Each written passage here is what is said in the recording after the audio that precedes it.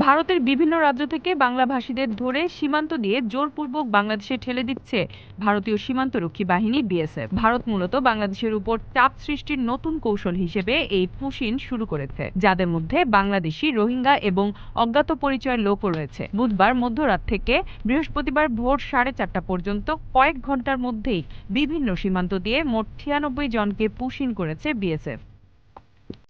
এর মধ্যে লালমনিরহাটের পাটগ্রাম উপজেলার সীমান্ত দিয়ে অন্তত 11 জন নারী শিশু, পঞ্চগড়ের সদর উপজেলার বড়বাড়ি সীমান্ত দিয়ে নারী ও শিশুসহ মোট 21 জন, মৌলভীবাজারের কুলাউড়া উপজেলার কর্মধা ইউনিয়নের মুড়িছড়া সীমান্ত দিয়ে শিশুসহ 7 জন, খাগড়াছড়ির রামগড় সীমান্তে 5 জন এবং কুমিল্লা ও ফেনী সীমান্ত দিয়ে 52 জনকে বাংলাদেশে পুশ ইন করেছে ভারতীয় সীমান্তরক্ষী বাহিনী বিএসএফ।